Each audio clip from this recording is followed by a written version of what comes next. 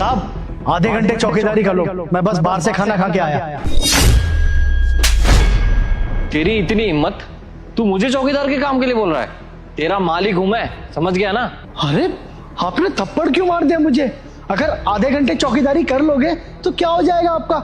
वैसे भी तो आप ऑफिस से आ ही गए हो ना, मुझे बस खाना खा के आ जाना था, इतनी सी तो बात थी। आपने इतनी सी बात पे चाटा मार दिया मुझे। तेरा दिमाग खराब है क्या? तूने सोच भी कैसे लिया कि तेरी जगह चौकीदारी यहाँ पे मैं करूंगा?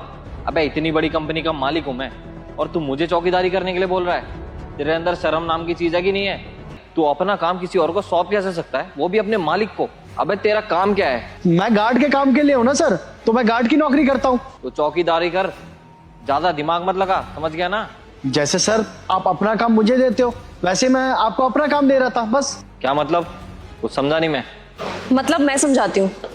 इसको ये सब करने के लिए मैंने ही बोला था। ये यहाँ पे चौकीदारी का काम करता है ना, तुम इससे चौकीदारी का काम छोड़ करके सारे काम करवाते हो। तुम्हें पता है ये तुम्हारा पर्सनल नौकर नहीं है। जिस चीज के तुम इसको पैसे देते हो ना, सिर्फ वही काम करेगा ही। कभी बाहर से खाना लेके आ जा, कभी ये डिलीवर करके आ जा, कभी ये मेरे कपड़े हैं प्रेस वाले को दे करके आ जा। घर पे झाड़ू पोछा तक करवा रखा है यार तुमने इससे, घर पे पेंट तक करवा रखा है। और नहीं तो छोड़ो, ये तुम्हें किसी काम के लिए मना नहीं करता तो तुम इससे कुछ भी काम करवाने लगोगे।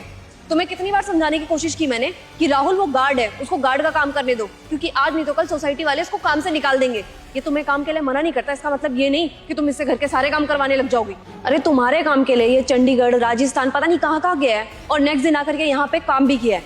और ये सब ये क्यों कर रहा है? क्योंकि इसको सिर्फ इस चीज का डर है कि कहीं इसकी नौकरी न छिन जाए। और तुम अगर अभी कोई लड़की इस शॉर्ट में डांस कर रही होती तो तुम सब खुशी खुशी लाइक सब्सक्राइब कर देते, लेकिन आज मेरे लिए नहीं करोगे क्या? और कमेंट में मेरे स्वामी श्री राम का नाम भी लिख देना। तुम्हारा रहने दीजिए ना मेम साहब, अब तो मुझे लगता है कि साहब को सारी बातें समझ में आ गई है। और साहब सच बताए तो हम आपका सारा काम बस इसलिए कर देते थे क्योंकि हमें लगता था कि अगर हमने मना किया तो आप हमें नौकरी से निकाल देंगे। और तो और हमने कभी मना इसलिए भी नहीं किया क्योंकि आपके पिताजी ने ना मेरे पिताजी को कभी शहर में भूखा सोने नहीं दिया, तो ऐसे में आपकी मदद करना तो बनता है ना।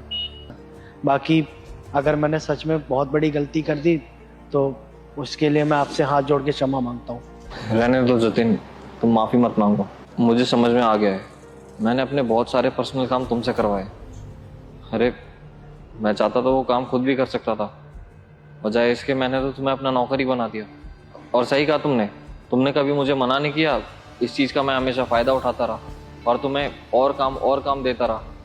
देर से ही सही, लेकिन इस चीज़ से मुझे एक बात तो समझ में आ गई है, आज के बाद मैं कभी ऐसा नहीं करूँगा।